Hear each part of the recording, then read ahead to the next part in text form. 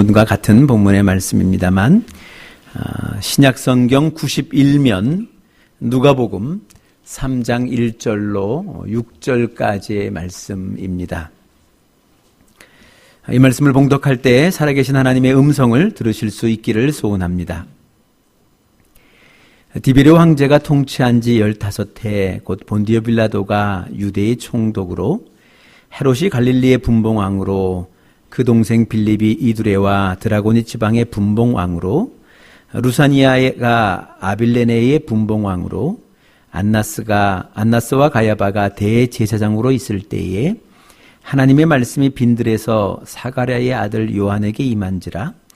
요한이 요단강 북은 각처에 와서 죄사함을 받게 하는 회개의 세례를 전파하니 선지자 이사야의 책에 쓴 바 광야에서 외치는 자의 소리가 있어 이르되 너희는 주의 길을 준비하라. 그의 오실 길을 곧게 하라. 모든 골짜기가 메워지고 모든 산과 작은 산이 낮아지고 굽은 것이 곧아지고 험한 길이 평탄해질 것이요 모든 육체가 하나님의 구원하심을 보리라 함과 같으니라. 아멘. 지난주에 이어서 계속 같은 주제의 말씀을 여러분들과 함께 나누고자 합니다. 그래서 저희 교회는 목장마다 이 주일 설교를 요약해 주시는 분이 계셔서 지난 주일 설교를 요약해서 한 번 더 음미하고 곱씹어보는 그런 시간을 갖고 있습니다. 그래서 오늘은 연속되어지는 그런 말씀이기 때문에 지난주 말씀을 어느 목장에서 요약한 요약의 내용들을 그분의 동의를 얻어서 여러분들께 읽어드리도록 하겠습니다. 조금 이렇게 잘못 이해하신 부분, 그 부분 한 부분만 제가 수정을 했고 나머지 부분은 똑같이 그분께서 요약하신 내용의 이 말씀입니다. 새로운 진리를 피하려는 비겁함, 진리를 반쯤 아는 것으로 만족하는 게으름, 모든 진리를 안다고 하는 오만함으로부터 우리를 구원하소서. 오래된 신앙 선조의 기도문이 필요한 시기입니다. 오늘 본문은 기다리는 우리에게 예비함이 필요하다는 것을 말해줍니다. 대로를 만들면서 기다려야 그 길을 통해 메시아가 오신다는 것입니다. 오실 그때를 기다리며 오늘을 준비하고 살아가는 노력이 필요합니다. 지난 4월에 제가 이사를 했습니다. 축하해 주시는 분들도 계시고 또 한편에서는 목사님이 왜 집이 필요하지라는 의구심을 갖고 계신 분도 계실 것입니다만 저는 우리 소망교회를 시작하며 어떻게 하면 아름다운 은퇴를 할 수 있을지 생각하며 준비하고 있습니다. 여러 목사님의 은퇴를 지켜보니 아름답지 못한 서글픈 퇴장을 하시는 분들이 많았습니다. 평생 섬기던 교회로부터 배신당했다고도 하고 어떤 교회는 믿었던 목사님의 변심을 보았다고도 했습니다.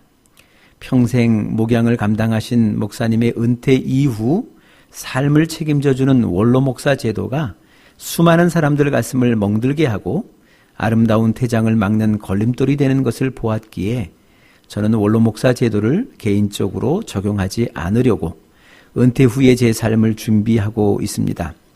그래서 돈을 빌려 집을 준비하고 납세하며 거기에 걸맞는 연금을 가입하여 은퇴 이후에 아름다운 이별을 준비하는 것입니다. 유대 사람들은 메시아를 기다리는 사람들이었습니다. 그러나 기다림은 있었으나 메시아를 몰랐고 어떤 준비도 없었다는 것이 문제였습니다. 헤롯 왕은 자신 위의 왕권을 인정할 수 없었기에 예수님을 제거하고자 하였고 바리새인들은 자기 의에 빠져 주님으로부터 오는 거듭나는 어린아이와 같은 마음을 갖지 못해 예수님을 십자가에 내어줬으며 대제사장은 정권과 결탁하여 하나님을 바라되 메시아를 알아보지 못하였습니다. 서기관은 자기들의 말씀 해석 틀을 고집하다 율법의 참뜻을 거부하고 예수님을 십자가에 못 박는 일에 일조하였습니다. 준비 없이 메시아 대망 사상에만 빠져 다가온 메시아를 발견하지 못하고 정작 오신 메시아를 십자가에 못 박았던 것입니다. 준비 없는 기다림은 무의미합니다. 대림절 두 번째 주일 오늘 본문의 말씀은 우리가 어떤 시온의 대로를 건설하며 기다려야 할지를 알려주고 있습니다. 우선 먼저 고를 메워야 성탄의 기쁨을 누릴 수 있다고 되어 있습니다. 상처, 배신, 실패의 경험이라고 하는 골짜기를 메우지 않는 한 성탄의 평화를 누리기는 어렵습니다. 제가 섬겼던 일대 목사님은 말씀으로 제게 감동을 주셔서 제가 목사가 되게 하셨고, 이대 목사님은 목사로서 사명의 기회를 저에게 주셨습니다.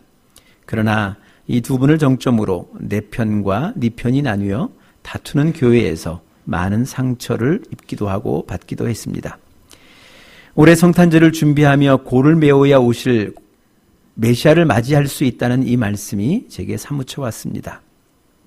좋은 교회가 이렇게 많은데 상처를 안고 이 자리에 앉아 성탄을 기다리시는 분들이 많고, 가족 간에, 목회자들 간에 상처 때문에 힘들어 하시는 분들이 많습니다. 상처와 배신 때문에 함께할 수 없는 아픔의 시간을 보내는 저와 같은 사람들에게 주시는 말씀이 오늘 본문의 말씀입니다. 그 고를 메우지 않고는 유대인처럼 그분이 오신들 그분을 영접할 수 없고, 주님이 가지고 온 사랑, 평화, 복과 선물을 누릴 수 없으니 고를 메우고 시온의 대로를 만들어 그분을 영접하는 것이 기다리는 우리들이 준비해야 할 것이라는 하나님의 말씀입니다. 이제 저는 상처받았던 그 교회를 찾아가려고 합니다. 새로운 은혜를 받고 성탄절에 오실 새로운 하나님을 맞이할 작정입니다. 대림절은 이것을 준비하는 시간입니다. 수많은 배신, 거절의 상처를 주 앞에 내어놓고 마치 수술대 위에 누운 것처럼 주 앞에 드러내 보일 때 인생의 골짜기가 메워질 것이고, 그 길을 따라 우리 주 예수 그리스도께서 우리에게 다가와 주실 것입니다. 그날을 기다리며 준비하는 우리 모두가 되었으면 좋겠습니다. 여기까지가 그분이 지난주 설교를 들으시고 요약하신 내용입니다. 이제 이어서 여러분들과 함께 말씀을 좀 나눠보려고 합니다. 언젠가 여러분들과 함께 같이 나눴습니다만, 저는 통일을 기도하면서 기다리는 사람입니다. 그러나 제가 기다리는 통일은 평화통일입니다. 특별히 자유가 있는 통일이요, 무엇보다도 신앙의 자유, 내가 하나님을 믿을 수 있는 그만한 자유쯤은 있는 그런 통일을 기다리고 있습니다. 그러나 통일을 기다리면서도 제 마음에 주시는 생각은 준비 안 된 통일은 재앙이다라는 마음을 저는 갖고 있습니다. 아무리 간절히 기다려본들 준비하지 않고 기다린 갑작스러운 그 모든 것은 때로는 그것이 선한 것이고 때로는 그것이 좋은 것이라 할지라도 그것이 큰 재앙이 되어줄 수밖에 없는 것, 큰 재난이 될 수밖에 없는 것, 그것을 우리가 확인할 수 있기 때문에 그렇습니다. 2000년 전 저들이 그랬습니다. 메시아 대망사상 큰 기대감을 가지고 오랫동안 기다렸습니다만, 그러나 저들은 정작 오실 메시아가 어떤 분인지 그것을 알지 못했고, 한 걸음 더 나아가 기대하고 바라는 바는 있었으나 그를 맞이할 준비가 없었기에, 그렇죠? 오신 그 메시아를, 오신 그 예수님을 알아볼 수도 없었고, 그 예수님을 십자가에 못 박아버리는 이런 큰 재난을, 큰 재앙을 초래하는 그런 것을 우리가 역사를 통해서 우리가 확인할 수 있게 됩니다. 그래, 오늘 대림절 셋째 주일 다시금 우리는 기다리고 있는 하나님, 기다리고 있는 이 메시아, 기다리고 있는 예수님의 오심을 위하여 우리가 무엇을 준비하며 어떻게 기다려야 할 것인지를 한 번 더 생각해 볼 수 있었으면 좋겠습니다. 첫 번째, 지난주 말씀을 나눴던 것이 고를 메우는 것이었습니다. 나도 모르게 내 인생의 역사 속에, 삶 속에 쌓여 있었던 그 깊은 골들, 의식적이건 무의식적이건 내 속에 쌓여있던 이 깊은 골들을 메우지 않고서는 오실 예수 그리스도, 그로부터 주어지는 참된 평화와 그 복을 마땅히 내가 누릴 수 없기 때문입니다. 그래, 지난주에도 말씀드린 바대로 저는 내일 그 교회를 방문을 하려고 합니다. 그 교회를 퇴임한 이후에 지금까지 교회 근처는 가본 적이 있었습니다만 그곳을 찾지는 못했습니다. 감히 그곳을 들어가서 입고한 그럴 마음이 제 의식 속에서도 무의식 속에서도 없었기 때문에 근처의 식당의 약속은 잡아봤지만 정작 그 건물 속에, 예배당 속에는 거한 적이 없었습니다. 그래, 이제는 내일은 좀 용기를 내서 그곳을 가서 그곳 속에서 내가 준 사람들을 위하여, 상처 준 사람들을 위하여 기도할 것이고, 또 나에게 상처 준 그를 용서하며 그를 위하여 축복하며 기도하는 시간을 가져보려고 합니다. 그래 곳곳을 돌아보며 내가 입었던 상처들, 내가 주었던 상처들을 생각하며 내 인생에 쌓여있는 이 깊은 골짜기, 여지껏 메우지 못했던 골짜기를 메워보려고 합니다. 혹 지난주 말씀을 듣고도 아직 이 한 주간에 아직도 그 골을 메우고자 하는 용기를 갖지 못한 분이 계신다면 이번 주 한 번 더 용기를 내어보셨으면 좋겠습니다. 혹 아내가 또 남편이 여러분에게 깊은 골을 쌓고 있다면 그에게 한번 용기를 내어서 이 깊은 골을 고백하고 그 깊은 골을 함께 메워보기를, 함께 메울 수 있기를 요청해 볼 수 있는 시간을 가져보았으면 좋겠습니다. 혹 내가 골을 메워야 할 그 사람이 마음의 준비가 안 되었다 하면 오늘 제가 여러분들에게 읽어드린 이 지난주 설교의 요약문이라도 읽어주고 그리고 나서 그에게 조심스럽게 한마디쯤 건네볼 수 있는 그런 용기와 기회를 가질 때 오늘도 우리께서 주시는, 우리에게 오시는 그분을 그분답게 맞이할 수 있는 그런 은혜가 우리에게 있어질 것입니다. 그리고 오늘 두 번째 주시는 말씀은 우리의 산이 낮아져야 되겠다라고 말씀하십니다. 모든 산과 작은 산이 낮아져야 되겠다. 우리 안에 있는 이 산들은 좀 깎아버려야 되겠다라고 오늘 이 말씀이 우리에게 전해주고 있습니다. 산이라고 하는 것 생각해 보면 교만, 자랑, 내가 누군가에게 보여주고 싶은 것, 이런 것들이 이 산에 해당되지 않을까 생각을 해봅니다. 남 앞에 나를 내세울 수 있는, 내 이름 앞에 수식할 수 있는 나만의 것들, 명예, 이렇게 과시하고 싶은 것, 이 모든 것들이 산이 되어지지 않을까 생각을 해봅니다. 그래 요즘은 그런 말씀 하시는 분들이 없습니다만 특별히 이 유교사상 속에 젖어 있는 우리들 속에서 소위 뼈대 있는 집안이다, 이 가문을 자랑하시는 분들이 간혹 있습니다만 이제는 예수 믿고 우리는 좀 그것은 아니었으면 좋겠다라는 생각을 갖습니다. 내 아버지가 누구인데, 내 어머니가 누구인데, 내 할아버지가 누구인데, 내 몇 대 조상이 누구인데 이것은 우리에게 있어서 의미가 없습니다. 왜냐하면 우리는 이미 예수의 사람이고 예수를 믿기로 결심하고 작정한 사람입니다. 그래 우리에게 자랑이 있다면 내 안에 있는 예수이고 내 안에 있는 이 예수만을 자랑할 때 바로 그 속에서 우리가 자유함을 얻을 수 있고 그 속에서 우리의 평화를 얻을 수 있기 때문에 그렇습니다.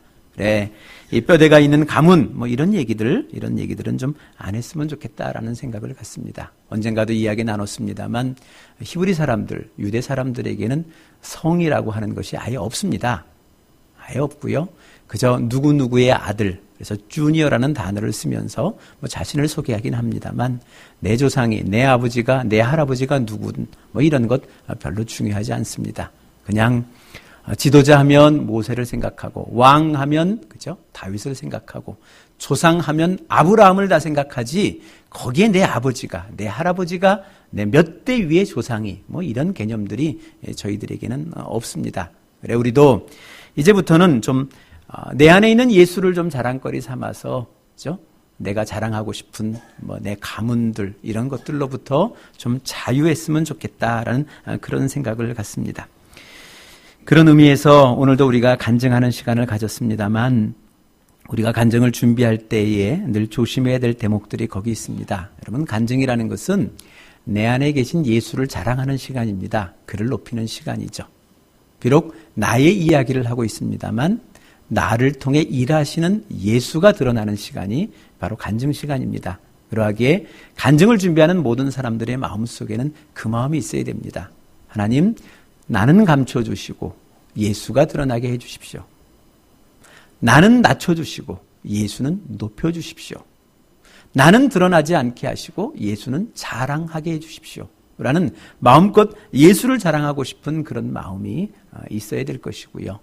또 앞으로도 우리가 많은 간증을 접하고 듣게 되겠습니다만 간증을 들을 때마다 그 마음을 가져주셔야 될 것입니다. 누군가를 이해하자는 것 아닙니다. 또 그를 우리가 좀 받아들이자 그런 의미도 아닙니다. 그를 통해 역사하신 하나님을 내가 만나는 것이고 그 하나님을 나의 하나님으로 그의 하나님이 곧 나의 하나님이라는 믿음과 확신을 가지고 돌아갈 때 바로 그때 신앙의 온전함이, 이 건강한 신앙이, 이 풍성한 신앙의 삶이 이어질 수 있다는 것, 바로 그것을 우리가 생각을 해야 한다라는 겁니다. 특별히 우리가 가문을 생각하고 또 이 조상을 생각하는 것, 이것은 조금은 좀 이제는 좀 안 했으면 좋겠다는 생각이 듭니다. 그래서 먼 조상보다는요, 살아계신 내 부모의 마음을 두는 것, 집중하는 것, 그것이 성경적입니다. 성경 어디를 읽어봐도 조상을 잘 섬겨 복을 받았다, 그런 이야기는 없습니다. 살아계신 부모에게 효도하면 장수의 복을 주시겠다, 내가 이런 복을 주시겠다라는 하나님의 약속의 말씀은 있지, 먼 조상을 잘 섬겼기 때문에 그를 통해 내가 너에게 복을 주겠다, 이런 약속도, 이런 이야기도 없다는 것, 바로 그것을 우리가 좀 살펴보았으면 좋겠습니다. 그리고 한 걸음 더 나아가 누군가이든 살아계실 때 효도하시고요, 돌아가시는 그 순간부터는요, 그냥 하나님께 맡기시면 됩니다. 그분은 하나님께 가신 분이시고요, 남겨진 우리를 생각하는 것이 더 중요합니다. 마치 그분을 기리고 그분을 생각하고 그분을 높이겠다는 의도로서 하는 모든 것들이 때로는 우리에게 불편한 마음을 줄 수 있게 된다는 겁니다. 특별히 목사로서 장례식을 많이 참여를 합니다만 간혹 이 장례식에 좀 난처한, 좀 불편한 마음을 품을 때가 있습니다. 그거는 장례 용품에 대한 문제입니다. 제가 알기로는 그럴 필요가 없을 것 같은데, 또 그만한 형편이 되지 못할 것 같은데 형편 이상으로 과분하게 장례식장을 꾸미는 분들이 계십니다. 화환으로부터 시작해서 꾸미는 분들이 계시고요. 특별히 이제 가시는 분 마지막 옷이라고 해서 수의를 하나 마련할 때도 굉장히 값비싼 좋은 것, 이런 것들을 마련하기도 하고, 또 마지막 길을 이제 모시겠다는 그런 의도, 좋은 의도는 좋습니다만, 그래, 관도, 그죠? 아주 비싼 관, 좋은 관을 써야만, 그래야만 되겠다라고 생각하는 것, 바로 그것이 제 마음을 좀 불편하게 합니다. 그래서 사실은 제 마음에 이런저런 생각들이 있습니다만 제 마음을 좀 결심하게 된 그런 좀 사건이 하나 있었습니다. 그것은 한 장례를 오래전에 이제 집례를 하게 되는데, 요즘은 그런 관을 쓰시는 분이 잘 없습니다만, 꽤 얼마 전까지만 하더라도 여러분 그 미국 영화 보면 드라큘라 나오는 영화의 그 관 보셨습니까? 이렇게 큰 관, 그리고 무겁고 큰 육중한 관에 항상 이 드라큘라가 이게 있는데, 그죠?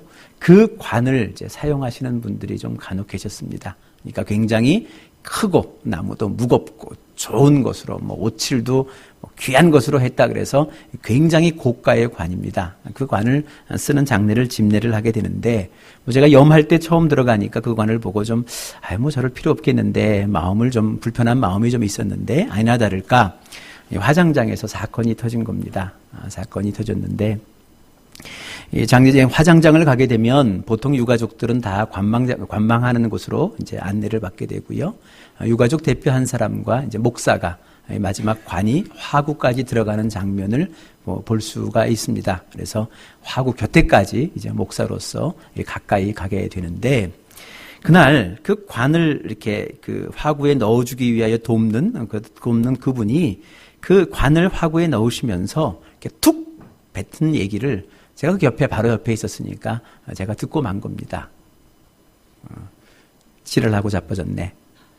이 얘기를 하고 그 다음 말을 이어가는데, 도무지 그건 제가 목사로서 여러분들에게 이어갈 수 없을 만한 그런 좀 과한 욕이 좀 이어갔습니다. 물론 혼잣말이었고, 또 다행히 그것이 뒤에 있는 유가족 대표에게 전해지지 않았기 때문에 아마 그런 큰 더 이상의 불상사는 없었습니다만, 그런 일이 있었습니다. 왜 그런가 가만히 보니까 보통 화구의 폭이 그렇게 넓지가 않습니다. 넓지 않은 그 화구 폭에 관을, 이제 모시는 관을 넣을 때는 이게 보통 관은 그냥 딱 놓이면 그냥 들어가게 되는데, 이게 폭이 넓고 무거운 관은요, 이건 맞추기가 너무너무 어렵습니다.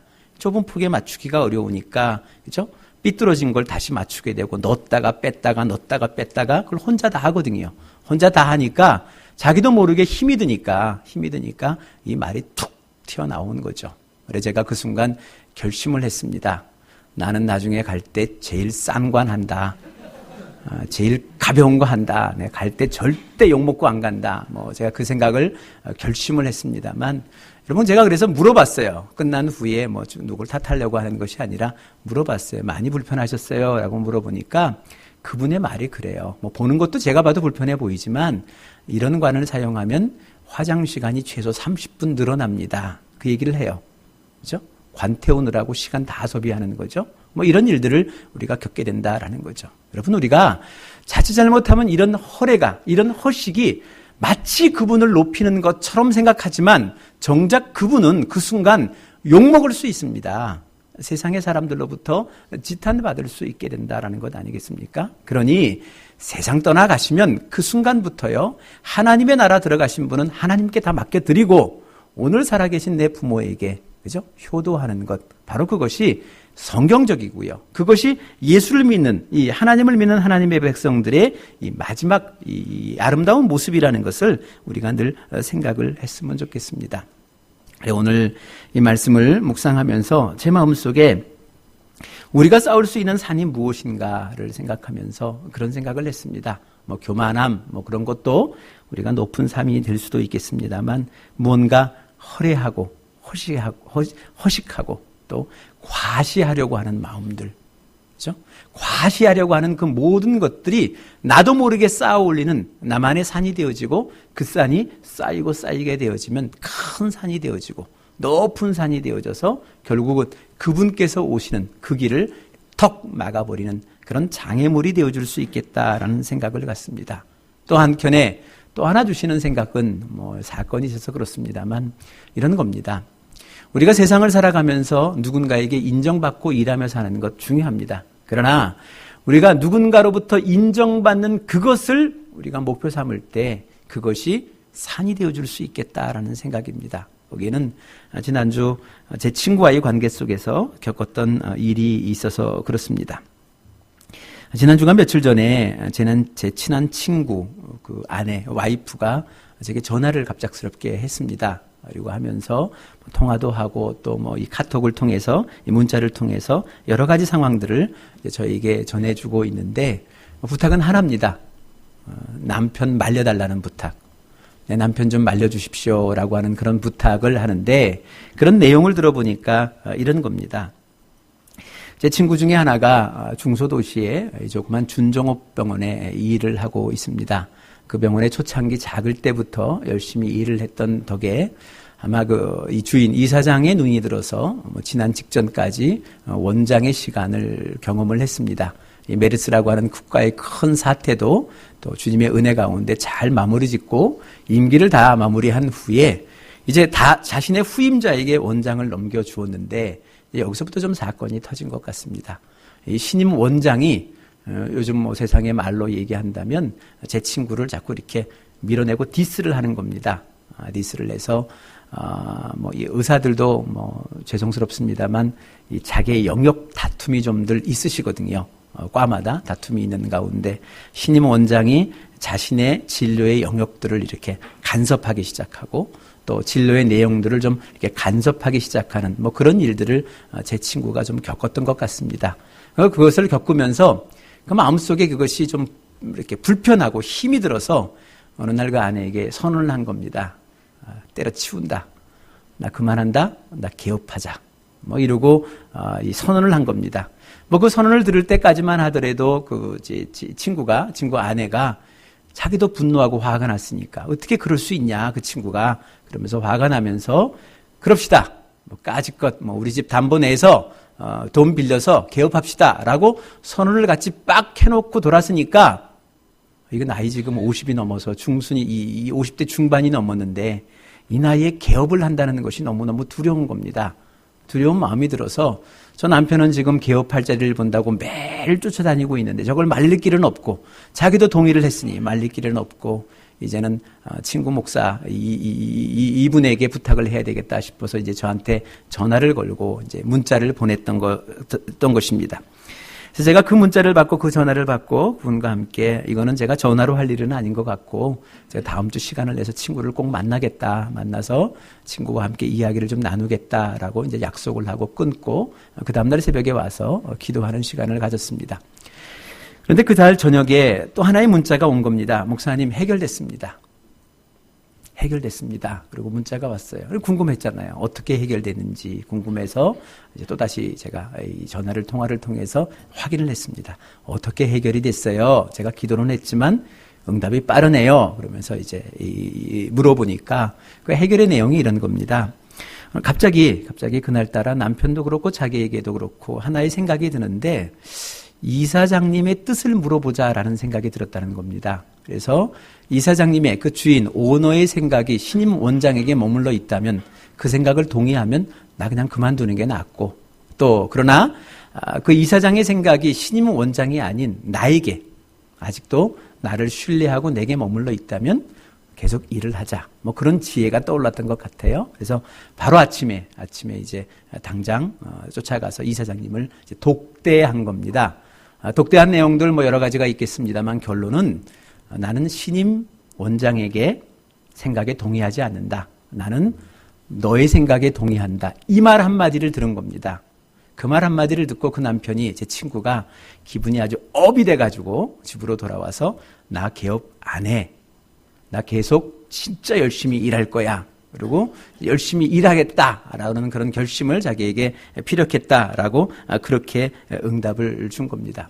그 말을 듣고 제가 이 친구와 함께 나누고 싶은 대목이 그 대목이 아니었기 때문에 그 와이프에게 제가 먼저 일단 카톡에 문자를 남겼습니다. 문자를 남겼는데 그 문자의 내용을 여러분들에게 제가 좀 읽어드리도록 하겠습니다. 제 친구 아내에게 이야기를 나누고 문자로 남기고 제가 다음 주에 또 만나야 되겠다라는 생각을 이제 전하려고 이 문자를 남겼습니다만, 내용은 이런 겁니다. 사실 이제 실명은 거론이 뭐하고요. 누구누구와 나누고 싶은 이야기가 따로 있습니다. 왜 우리는 일을 하고 있는가 하는 원초적인 문제입니다. 그저 윗사람의 신임을 받고 더 높은 위치에 앉기 위해서 일한다면 오늘과 같은 상황은 언제든지 벌어질 수 있기 때문입니다. 나는 내 친구 누구누구가 그저 누군가의 신임에 목을 매는 인생이 아니기를 기도합니다. 사람의 신임이 아닌 하나님의 신임이 더 중요하고 일이 아니라 사역으로 생각하면 하루하루 환자들을 정말 주께서 주시는 긍휼로 감당해 줄 수 있기 때문입니다. 누구의 인정, 신임, 거기에 기대어 오늘을 살기에는 사람은 언제나 갈대 같은 존재입니다. 사람은 믿을 수 있을지 모르지만 그 사람을 담고 있는 이 환경을 우리는 믿을 수 없기 때문입니다. 나는 그저 하루하루 성실한 내 친구 누구누구가 자랑스럽습니다. 그래서 원장이면 원장으로, 또 진료의 부장이면 부장으로서, 또 진료하는 한 개인이면 개인으로서 언제나 내가 하는 일에 보람을 느끼고 땅만이 아닌 하늘나라를 생각하며 살아가기를 기대합니다. 이렇게 제가 문자를 남기니까 이 이야기를 꼭 진짜 내 남편에게 해줬으면 좋겠다라는 그런 얘기를 해줘서 제가 시간을 내서 한 번 더 만나기로 결정을 했습니다. 여러분, 이제 말씀을 좀 마치려고 합니다. 대림절 셋째 주일, 우리가 기다리는 마음은 있습니다만 뭘 준비하며 기다리겠습니까? 나도 모르게 쌓았던 산이 있다면 그 산을 좀 깎아야 되지 않겠습니까? 우리가 인생을 살아가며 누구에게 신임받는다는 것, 인정받는다는 것, 신뢰감을 얻는다는 것 대단히 중요합니다. 그러나 그것에 내가 목을 매는 그 순간부터, 그렇죠? 내게 다가오는 예수는 더 이상 예수일 수가 없을 것입니다. 그가 곧 나의 주인이 되어져 버리기 때문에 그렇습니다. 이제는 주인 아닌 이 세상의 그 어떤 사람으로부터 신임의 목을 매는 것이 아니라 하늘의 하나님 앞에, 진실된 그 하나님 앞에 나의 인생의 목을 매고 그로부터 인정받는 것을 내가 소중하게 여기며 그것을 위해 묵묵히 오늘의 내 길을 걸어갈 때에 하나님을 통하여 누군가의 신임이 주어질 수도 있을 것이고, 때로는 혹 내가 원치 않는 상황 속에서 그의 신임을 얻지 못한다 할지라도 그럼에도 불구하고 그 속에서 주어지는 하나님의 평화, 그것이 은혜 아니겠습니까?